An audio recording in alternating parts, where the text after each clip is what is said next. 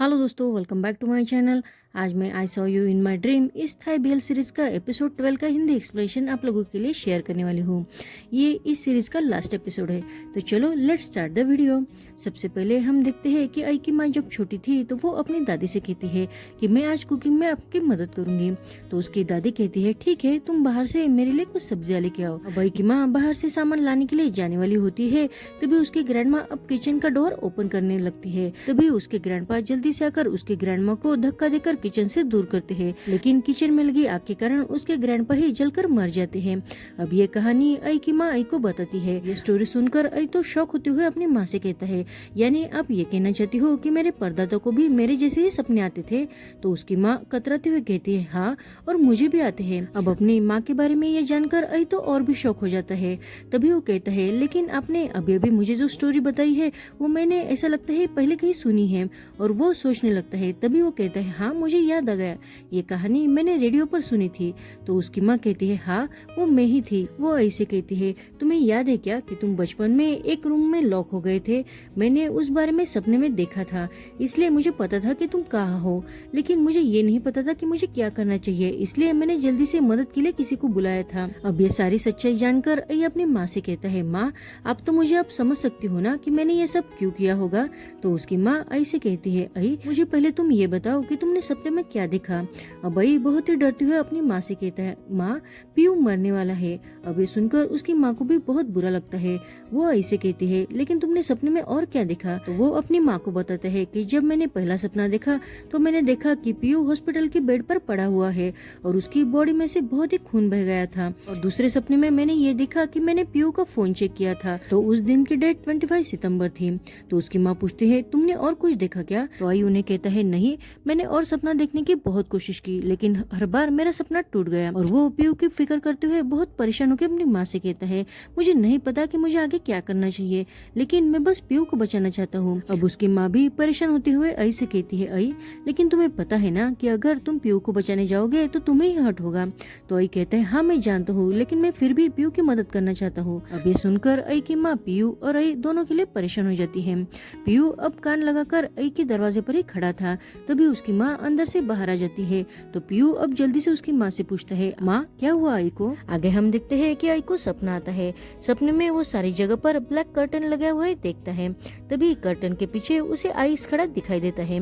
अब ये सपना देखकर आई जल्दी से नींद से उठ जाता है और वो अपने आजू बाजू में देखता है तो उसे वह पीयू नजर नहीं आता। अब आई को ये समझ में आ जाता है कि पीयू को हर्ट करने वाला और कोई नहीं तो आई से है और वो ये सब आज ही करने वाला है। इसलिए आई अब जल्दी से रेडी होकर अपने पेरेंट्स से छुपते छुपाते हुए पीयू की मदद करने के लिए स्टूडियो जाने लगता है। लेकिन जब वो घर से बाहर आता है तो उसे अपनी माँ घर के बाहर ही खड़ी दिखाई देती है। अपनी माँ को देखकर वो बहुत ही डर जाता है। तो उसकी माँ कहती है, आई, तुम्हें क्या लगा कि मैं इस बात का विजन नहीं देख पाऊंगी? अब आई अपनी माँ से कहता है, माँ, प्लीज मुझे पीयू की मदद करने के लिए जाने दो, पीयू आज मरने वाला है। अब ये सुनकर उसकी माँ को भी बहुत बुरा लगता है। आई अपनी माँ से कहता है, माँ, मुझे पता चल गया है कि पीयू के साथ जो कुछ भी होगा वो एक एक्सीडेंट नहीं है, तो पीयू को कोई जानबूझकर मारने वाला है। अब ये सुनकर उसके पापा पीछे से आते हुए कहते हैं, कौन पीयू को मारने वाला है? अब अपने पापा को देखकर आई तो डर जाता है और उसकी माँ कहती है, कोई नहीं, हम तो ऐसे ही बात कर रहे थे। तभी उसके पापा कहते हैं, तुम दोनों भी मुझसे कुछ भी बात छुपाने की कोशिश मत करो। और वो आई से पूछते हैं, आई, बताओ मुझे, कौन पीयू को मारने वाला है? तो आई उन्हें बताता है कि आइस पीयू को मारने वाला है। अब ये सुनकर उसके पापा परेशान होते हुए कहते हैं, तो हमें जल्दी से पुलिस में जाकर आइस के खिलाफ रिपोर्ट करनी चाहिए। पर आई की माँ उन्हें रोकते हुए कहती है, हम ऐसा नहीं कर सकते है, क्योंकि हम पुलिस को क्या बताएंगे कि हम फ्यूचर देख सकते हैं, कोई हम पर यकीन ही नहीं करेगा। अब आई के पापा भी इस बात पर एग्री हो जाते हैं और वो सब अब पीयू को बचाने के लिए स्टूडियो जाते हैं। अब आई जब रास्ते में होता है तो वो इंग को कॉल करके बता देता है कि आइस स्टूडियो आने वाला है, तो तुम उस पर नजर रखना, क्योंकि पीयू के साथ जो कुछ भी होने वाला है उसमें बस आइस का ही हाथ है। तुम बस आइस और पीयू पर नजर रखो, मैं जल्दी ही वहाँ पहुँचता हूँ।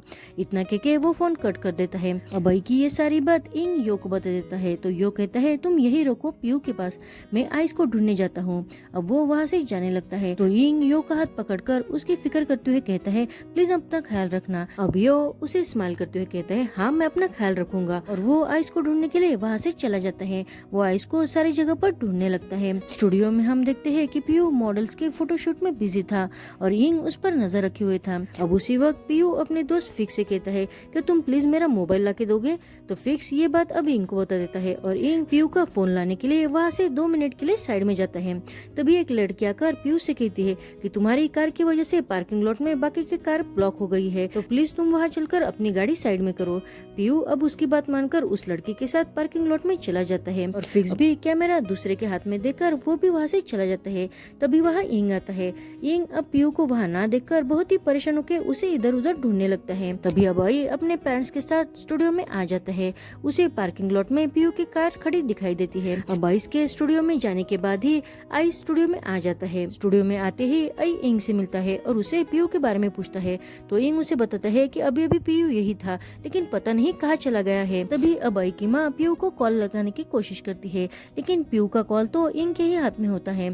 तो आई कहता है मैंने तुम्हें कहा था ना कि उस पर नजर रखनी। इंग उसे कहता है मैं पीयू के साथ ही था, लेकिन बस मैं थोड़ी देर के लिए ही उसका फोन लाने गया था, उतनी देर में ही पीयू गायब हो गया। अब ये सुनकर वो सारे परेशान हो जाते हैं। तभी आई के पापा कहते हैं हम सारे मिलकर पीयू को ढूंढेंगे और वो सब अब एक एक जगह पर पीयू को ढूंढने लगते हैं। उन सबके वहाँ से जाने के बाद आई जब सामने देखता है तो उसे सेट पर वही ब्लैक कर्टन दिखाई देते हैं जो उसने सपने में देखे थे। तभी उसे कर्टन के पीछे आइस दिखाई देता है, तो वो अब कर्टन की तरफ बढ़ने लगता है।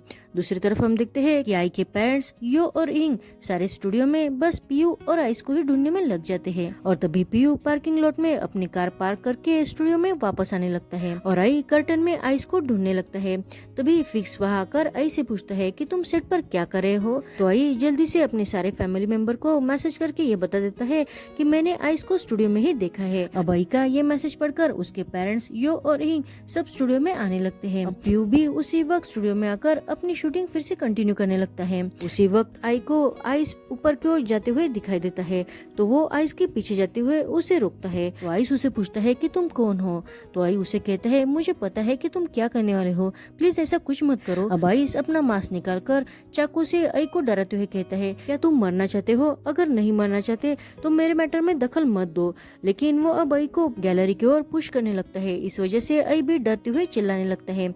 तभी उसके पेरेंट्स यो और इंग स्टूडियो में अंदर आते हैं और वो भी आई को इस हालत में देखकर डर कर आई से कहते हैं प्लीज ऐसा मत करो। अब तभी पीयू की भी नजर आई पर जाती है, तो वो आई से कहता है प्लीज आइस ऐसा मत करो, उसे छोड़ दो। लेकिन तभी आइस कहता है ये तुम्हारा बेटा है ना, तो देखो मैं इसके साथ क्या करता हूँ। और वो आई को धक्का दे देता है। आई बार पकड़कर लटकने लगता है। उसके पेरेंट्स और सब लोग बहुत ही डर जाते हैं, लेकिन आइस इतने पर नहीं रुकता। वो आइस का हाथ छुड़ाकर उसे नीचे गिराने की कोशिश करता है। अब जब आई नीचे गिरने वाला होता है तो उसके सारे फैमिली मेंबर उसे बचाने के लिए इकट्ठा हो जाते हैं और आई उनके ऊपर गिर जाता है। तभी फिक्स किसी से कहता है कि जल्दी से उस आइस को पकड़ो और गार्ड अब आइस को पकड़ लेते हैं। अब टीवी पर यही न्यूज वायरल होने लगती है कि सुपरस्टार आइस ने कैमरामैन को मारने की कोशिश की है। पिछली बार वो पैन के केस में छूट गया था, लेकिन इस बार ऐसा नहीं होगा। उसे पुलिस ने अरेस्ट करके जेल के अंदर डाल दिया है। तभी हम दिखते हैं कि अभी अभी जो कुछ भी हुआ था उस वजह से आई और इंग को छोड़ के बाकी सबके हाथों को प्लास्टर लग गया था। अभी सुनकर आई की माँ कहती है अच्छा हुआ कि हम में से किसी को भी ज्यादा चोट नहीं आई है। तभी इंग आई की माँ से पूछता है क्या अब पीयू ठीक है, क्या अब उसे कोई खतरा नहीं होगा। तो आई की माँ उसे कहती है मुझे लगता तो ऐसा ही है कि अब पीयू सेफ है। तभी पीयू बहुत ही उदास मन से कहता है मुझे माफ कर दो, ये सब मेरी वजह से हो रहा है। तभी आई उसे कहता है पीयू तुम खुद को ब्लेम करना बंद कर दो। तभी आई की माँ कहती है हाँ पीयू हम सब एक फैमिली है, तो हम तुम्हारी मदद करने के लिए कैसे नहीं आते। अब ये सुनकर पीयू के चेहरे पर भी स्माइल आ जाती है। तभी आई अपने पापा से पूछता है कि पापा आपको कब पता चला कि मम्मी को भी फ्यूचर के ऐसे सपने आते हैं। तो उसके पापा कहते हैं मुझे कैसे नहीं पता चलेगा, हम कितने सालों से एक साथ रहते आ रहे हैं। पहले तो मुझे इस बात पर बिल्कुल भी यकीन नहीं था, लेकिन मैं श्योर तब हुआ जब तुम स्टोरेज रूम में लॉक हो गए थे और ये बात बस तुम्हारे मम्मी को ही पता थी कि तुम कहाँ हो, और उसने तुम्हें इधर उधर ना ढूंढते हुए सीधा स्टोरेज रूम में ही ढूंढा था। वो सब सही सलामत होने के कारण वो सब बहुत ही खुश हो जाते हैं। आगे हम देखते हैं कि घर आने के बाद आई पीयू के बैंडेज पर कुछ लिखने लगता है। तभी उसकी माँ उन दोनों के लिए वाटरमेलन लेके आती है और वो कहती है कि मुझे पता है कि तुम अब ग्रेप्स खा खा के बहुत बोर हो गए हो, इसलिए मैंने इस बार वाटरमेलन लाया है। तो आई अपनी माँ से कहता है, माँ आपको ये बात 20 साल बाद पता चली? तो आई की माँ अब प्यार से उसे डांटने लगती है। तभी आई अब पीयू से कहता है, पीयू देखो ना मेरी माँ कैसे मुझे डांट रही है। तो पीयू भी अब आई की साइड लेते हुए उसकी माँ से कहता है, मैं आई के लिए बहुत ही प्रोटेक्टिव हूँ। तो आई की माँ उसे कहती है, अगर तुम दोनों मुझे ऐसे ही टीज करने वाले हो तो मैं यहाँ से चली जाती हूँ। तभी आई बहुत प्यार से अपनी माँ को रोक लेता है। तभी आई की माँ उसे पूछती है, लेकिन मैं जानना चाहती थी कि तुम्हें ये सपने कब से आ रहे हैं? तो आई उन्हें बताता है कि पिछली बार जब मैं क्रिसमस ट्री से गिर गया था उस दिन से ही मुझे ये सपने आ रहे हैं। तो उसकी माँ कहती है, अरे तुम्हें तो मेरी तरह ही 20 साल की उम्र में से ही ये सारे सपने आ रहे हैं। तभी आई अपनी माँ से पूछता है, माँ लेकिन मैं आपसे पूछना चाहता था कि मुझे हर सपने में बस पीयू क्यों दिखाई देता था? तो उसकी माँ कहती है, मुझे भी इसके बारे में नहीं पता, लेकिन शायद हम जिसे बहुत चाहते हैं, बहुत प्यार करते हैं, हम उसी के सपने देखते हैं। जैसे मैं हमेशा तुम्हारे बारे में और तुम्हारे पापा के बारे में ही सपने देखती थी। अब ये सुनकर पीयू उसे कहता है, आई यानी तुम मुझे तब से लाइक करते हो है ना? अब ये सुनकर आई तो ब्लश करते हुए कहता है, नहीं मैं नहीं लाइक करता तुम्हें। और ऐसे ही प्यारी सी नोकझोंक करते हुए आई पीयू को वाटरमेलन खिलाने लगता है। आगे हम देखते हैं कि रात में पीयू आई से वही सवाल करता है। वो पूछता है, आई तुम यानी 20 ईयर से ही मुझे पसंद करने लगे हो है ना? तो आई कहता है, लगता तो ऐसा ही है। अभी सुनकर पीयू बहुत ही खुश होते हुए कहता है, तुम सच में बहुत ही स्वीट हो। और वो आई से पूछता है, क्या तुम्हें अभी भी सपने आते हैं? तो आई कहता है, हाँ आते हैं, लेकिन अब मेरे सपने बहुत ही ऑर्डिनरी है। तो पीयू उसे कहता है, ये तो अच्छी बात है। और वो आई के लिए एक बहुत बड़ी पिलो लाकर उसे देता है। वो कहता है, ये पिलो मैंने तुम्हारे लिए खास ली है, क्योंकि अगर मैं शूट से रात में लेट आऊंगा तो तुम्हें जब मेरा सपना आएगा तो तुम इसे हक करके मुझे इमेजिन करते हुए सो जाना। वो आई से कहता है, आई मेरे पास तुम्हारे जैसे कोई भी सुपर पावर नहीं है, लेकिन मैं तुम्हें ये जरूर बता सकता हूँ कि मेरे फ्यूचर में बस तुम ही रहोगे। अभी सुनकर आई खुश होकर ब्लश करने लगता है और आई कहता है, मेरे भी फ्यूचर में बस तुम ही रहोगे पीयू। और वो दोनों बहुत ही खुश होकर एक दूसरे को किस करने की कोशिश करते हैं, लेकिन उनकी चोट के कारण वो ऐसा नहीं कर पाते।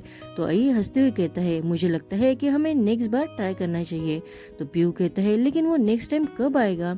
तो आई उसे कहता है, इसलिए तुम्हें इंतजार करना होगा। और वो पीयू के कंधे पर ही सर रख के सोने लगता है। आगे हम देखते हैं कि पीयू की फोटो की एग्जीबिशन लगी हुई थी, इसलिए सब लोग वहाँ आके उसे कांग्रेचुलेट करते हैं।